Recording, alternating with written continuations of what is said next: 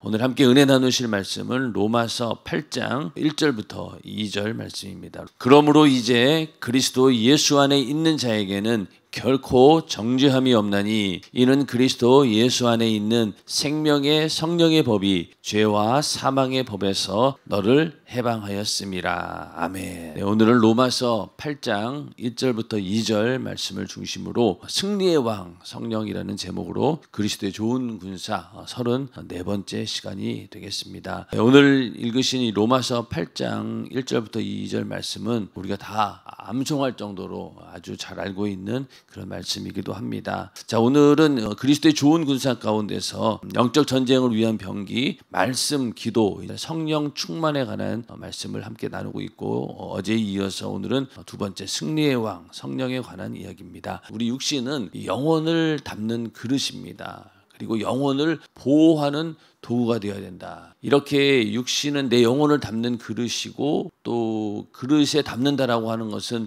보호의 기능이 있는데 우리 육신은 이 역할을 감당하지 못합니다. 항상 오히려 방해 역할을 하죠. 내 영혼을 담고 있음에도 불구하고 내 영혼이 하고자 하는 일에 반대 방향을 가거나 아니면 하고자 하는 일에 대해서 방해하는 일을 육신은 끊임없이 하게 됩니다. 그래서 우리가 내 영혼을 정말 육신에 잘 담기 위해서는 또 내 영혼을 보호하기 위해서는 그냥 육신에다가 영혼을 담아서 될 일이 아니라 성령께서 나와 함께 하셔야지만이 내 영혼을 온전히 보호할 수 있다는 겁니다. 내 힘으로는 안 되는 거예요. 육신에 영혼이 담겨져 있지만은 그래서 언젠가는 이 육신은 깨어지게 되고 흙으로 돌아가게 됩니다. 그러면 결국 남는 것은 영혼밖에 없는 것이죠. 그래서 인간은 영혼, 육 이렇게 세 가지로 되어 있는데 이 땅에 사는 동안에는 영혼, 육 세 가지 중에서 혼하고 육신만 있어도 살아가는데 전혀 지장이 없어요. 하나님 말씀을 듣건 안 듣건 간에 불신자들 보면은 잘 먹고 잘 살지 않습니까? 오히려 예수 믿는 사람들보다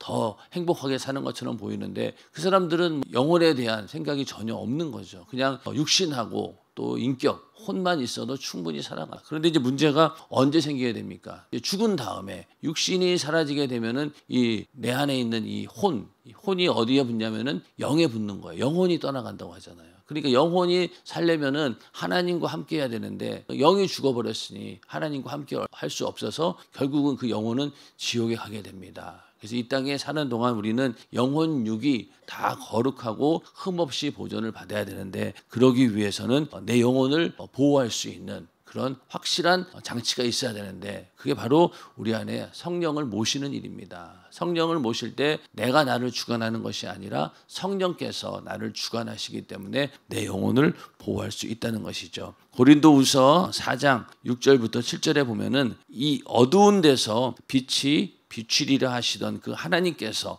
예수 그리스도의 얼굴에 있는 하나님의 영광을 아는 빛을 우리 마음에 비추셨느니라. 이 하나님께서 우리의 마음에 이 하나님의 영광을 아는 빛을 비춰 주셨기 때문에 우리가 예수 믿고 구원받게 되는 겁니다. 우리는 이것을 내 스스로가 발견할 수 없는 그런 존재예요. 인간은. 그러니까 인간이 이렇게 내가 은혜를 받고 예수 믿고 구원받고 또 성령까지 받고 이 자리에 앉아있다라고 하는 것은 하나님께서 그 영광을 아는 빛을 우리 마음에 비춰주셨기 때문에 우리가 그 빛을 보고 여기까지 오는 겁니다. 근데 이런 빛을 또 끊임없이 막는 마귀 역사가 있잖아요. 마귀 역사는 계속 믿지 않는 자들의 마음을 미혹해서 이 영광의 빛이 들어오지 못하도록 방해합니다. 근데 이 빛이 한번 들어오기 시작하면은요 걷잡을 수 없는 거예요. 왜 우리도 어두움 속에 빛이 들어올 때 보세요. 이게 어두움은 거부를 할 수가 없어요. 그런 것처럼 이 영광의 빛을 이제 우리 마음에 비춰 주셨는데 우리는 이 보배를 질그릇에 가졌으니 이 보배 하나님의 영광을 아는 빛이 보배라는 거예요. 그 보배를 질그릇 같은 우리 육신에 가졌다는 겁니다. 질그릇 같은 육신이지만은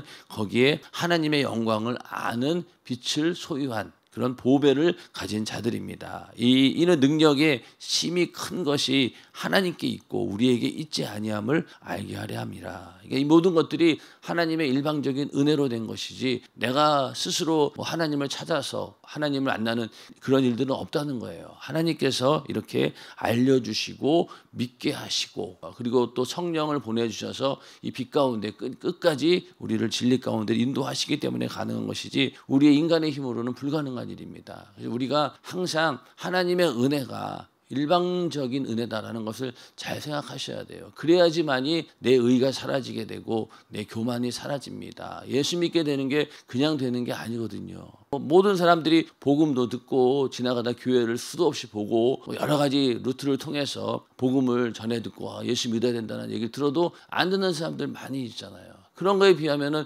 내가 그 복음을 듣고 예수 믿게 되었다라고 하는 것은 하나님께서 정말로 나를 부르셨고 나에게 은혜를 주셨기 때문에 가능한 일이지 절대 아무나 주어지는 은혜는 아니라는 겁니다. 그래서 우리는 그러한 보배를 질그릇에 가진 자이기 때문에 우리는 내 안에 있는 이 보배를 끝까지 보호해야 된다. 그래야지 내 영혼을 보호하는 길이기 때문에 이 내 영혼을 보호하는 이 질그릇과 같은 이 육신을 우리는 잘 관리를 해야 된다는 겁니다. 그래서 내 육신이 내 영혼이 하자는 대로 또 내 영혼이 하자는 건 뭡니까? 내 안에 계신 성령께서 내 영혼을 이끌고 가자는 대로 내 육신이 끌려가야 되는 거예요.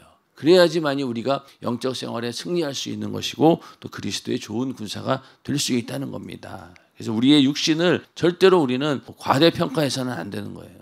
육신을 과대평가해서는 안 된다. 보면은 항상 우리는 느끼지 않습니까? 하나님 말씀대로 살려고 조금만 이렇게 마음을 먹어도 금방 일단 육신이 반대를 합니다. 제동을 걸죠. 새벽 예배에도 나오려고 딱 마음 먹었는데 그날 아침에 제일 먼저 제동을 거는 게 바로 육신입니다. 그래서 새벽 예배에 오지 않아야 될 이유에 대해서 쫙 얘기하면서 설득하고 거기에 우리는 또 홀랑 넘어갈 때가 너무 많이 있죠. 그래서 육신을 절대로 우리는 과대평가해서는 안 되고 오히려 육신이 하고자 하는 일에 반대로 하면은 대부분 하나님 말씀대로 사는 길이에요.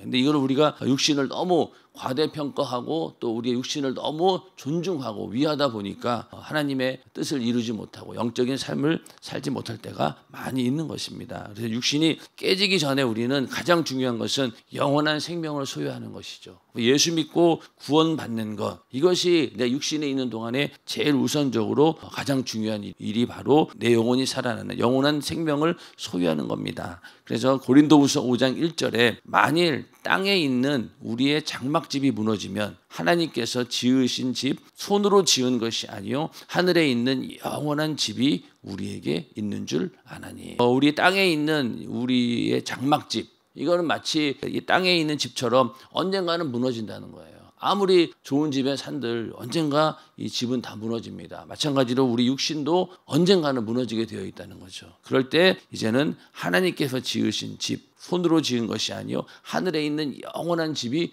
우리에게 있다. 이것을 믿음으로 받아들이고 이것을 소망으로 하며 이 땅에 있는 이 장막집은 언젠가 무너진다라는 믿음을 가지고 살아야 된다는 겁니다. 그러니까 우리는 이 이스라엘 백성들이 계속해서 광야 생활을 하고 떠돌아다니면서 집도 없이 다니는 원래 그것이 우리 인간의 모습입니다. 근데 우리가 자꾸만 이 땅에서 내가 영원히 살 것처럼 이 땅에 있는 우리의 이 장막집이 영원한 것인 것처럼 오해하고 여기에다 그냥 모든 사람들은 모든 것을 투자하죠. 이것이 전부이냐. 그러나 이것은 무너진다는 거예요. 그러니까 절대로 우리는 육신이 언젠가는 흙으로 돌아간다라는 그런 인식을 하고 영원한 생명을 소유해야 됩니다. 그게 바로 영혼의 때를 위한 삶이 되는 것이죠. 육신에 있을 때에 예수의 피로 거듭나 성령을 내 안에 모셔서 생명을 소유한 자가 복받은 자들이다. 이것만큼 큰 복이 없는 거죠. 예수 믿어서 이 땅에 사는 동안 뭐 좋은 게 있느냐라고 하겠지만은 이거는 이제 죽어봐야 그때 가서 완전히 결판이 나는 거죠.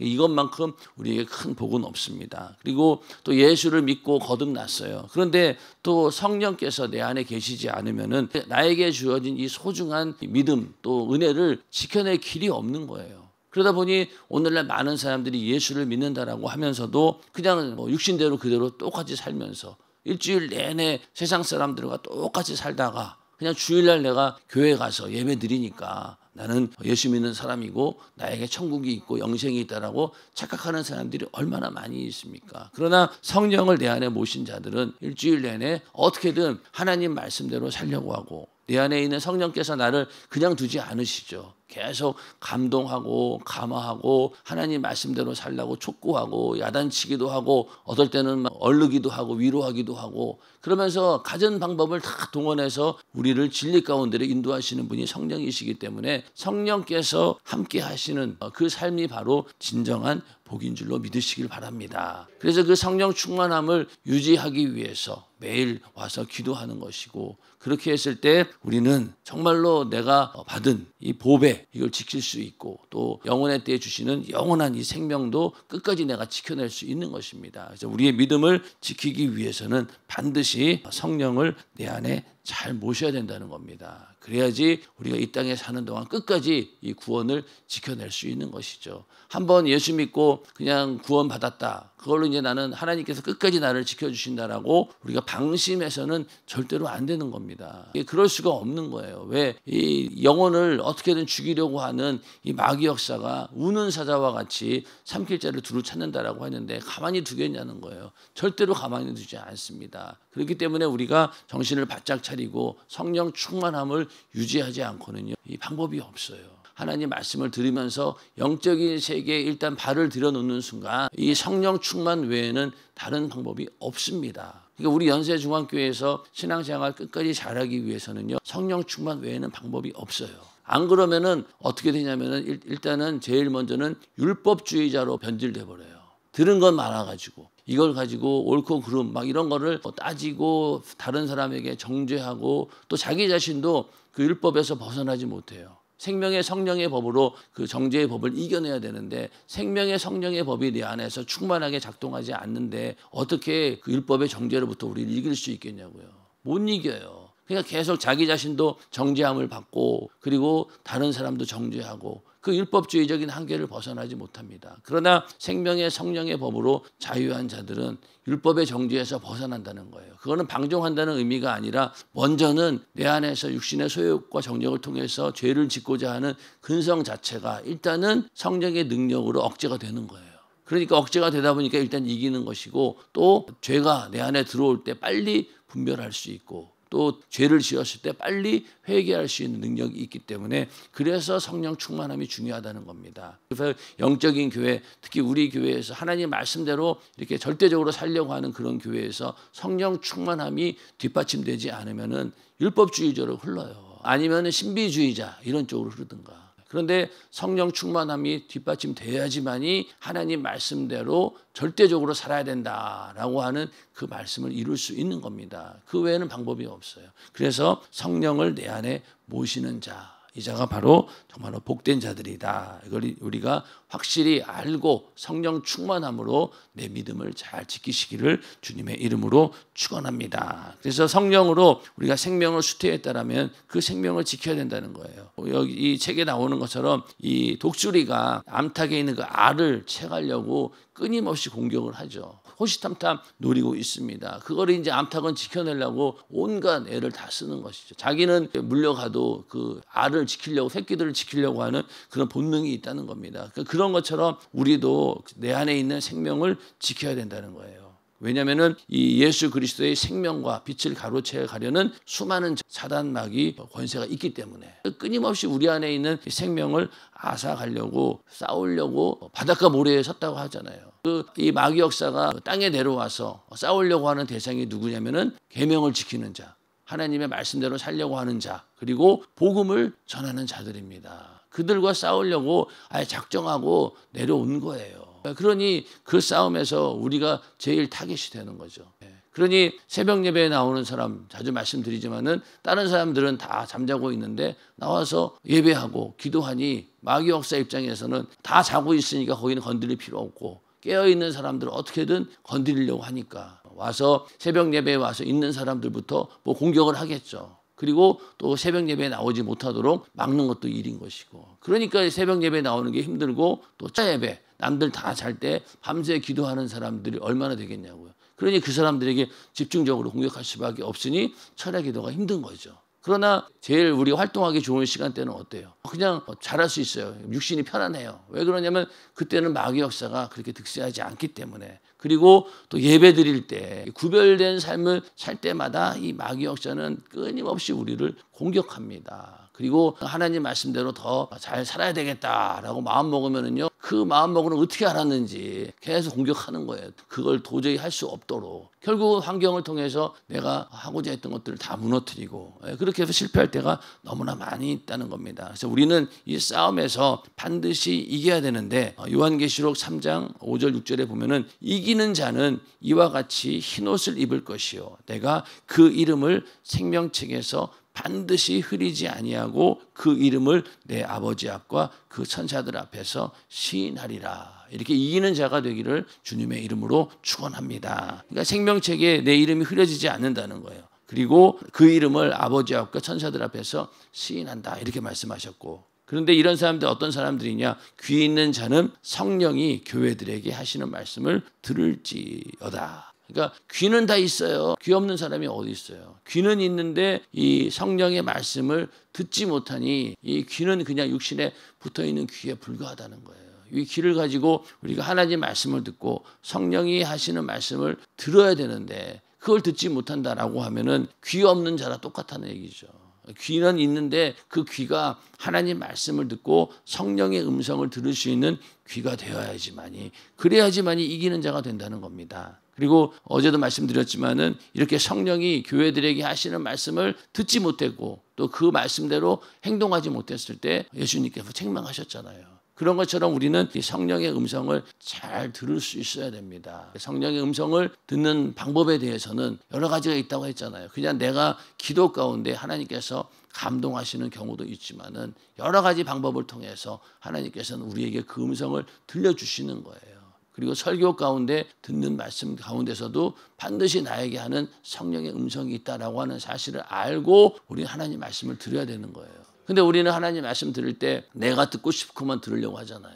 그러니까 어떤 사람들은 뭐 설교 1시간 중에서 다 내 말씀이 아니고 맨 끝에 가서 내게 달콤한 그런 말만 이게 나에게 주신 말씀이다라고 그냥 받아들이고 나머지는 전부 다 제껴버리고, 그러니 성령의 음성을 들을 수 있는 여지가 없는 거죠. 오히려 나에게 불편한 말씀, 이거 받아들이기 힘든데 오히려 그런 것들이 정말로 내 영혼에 유익이 되는 말씀이고 성령께서 지금 나에게 주시는 말씀입니다. 근데 우리는 그런 것들은 거부하잖아요. 안 들으려고 하고 듣기 좋은 것만 들으려고 하다 보니까 더 이상의 진전이 없는 거예요. 그래서 우리는 성령이 교회들에게 하시는 말씀을 항상 들을 수 있는 귀 있는 자가 되기를 주님의 이름으로 축원합니다. 그래서 이 성령이 교회들에게 하시는 말씀을 들은 자가 이기는 자다. 그리고 성령을 내 안에 모신 자가 이기는 자이다. 그러니까 우리는 성령을 내 안에 모신다라고 할 때 성령을 내 안에 왕으로 모시는 거예요. 우리가 예수 우리 왕이여 이런 찬양도 있지 않습니까?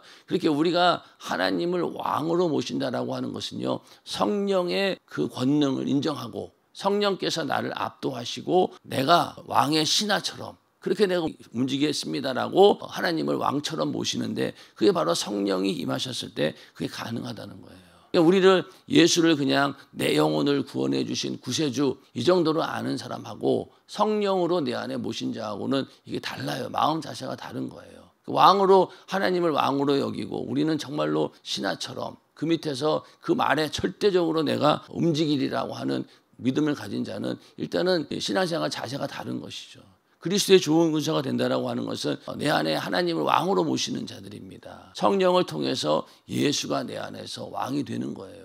근데 우리는 그렇게 살려고 하지 않고 오히려 예수를 그냥 나의 육신을 위해서 이용하려고 하고 그렇게 하는 사람들이 얼마나 많이 있습니까? 그래서 우리는 성령이 승리의 왕, 성령을 내 안에 모셔야지만이 이 영적인 싸움에서 승리할 수 있다라고 하는 그런 믿음을 가지고 성령을 승리의 왕으로 모셔야 됩니다. 그러니까 오늘 말씀처럼 생명의 성령의 법으로 이기게 해주셨잖아요. 우리가 이길 수 있는 것은 바로 생명의 성령의 법이니까 성령께서 내 안에 계셔야지만이 이렇게 승리할 수 있다는 겁니다. 그래서 우리가 성령 충만함을 받았다라고 하는 것은요, 성령께서 내 안에 승리를 이루었다. 이 대승이라고 하는 말은 아주 큰 승리를 이루었다는 말이죠. 그러니까 이때부터 이 성령 받은 제자들이 담대하게 복음을 전하게 됩니다. 베드로가 그전까지만 해도 예수님을 부인하고 그런 자였고 또 예루살렘 밖에 나가서 복음을 전한다라고 하는 것은 도저히 상상할 수 없는 그런 사람이었지만은 성령 받고 나니까 어떻습니까? 담대하게 복음을 전합니다. 복음을 전하는 것도 정면 돌파죠. 우회해서 전한 것도 아니었어요. 여기 보면은 너희가 십자가에 못 박은 이 예수를 하나님이 주와 그리스도가 되게 하셨느니라. 이거는 그 자리에서 죽을 각오하고 얘기하는 거예요.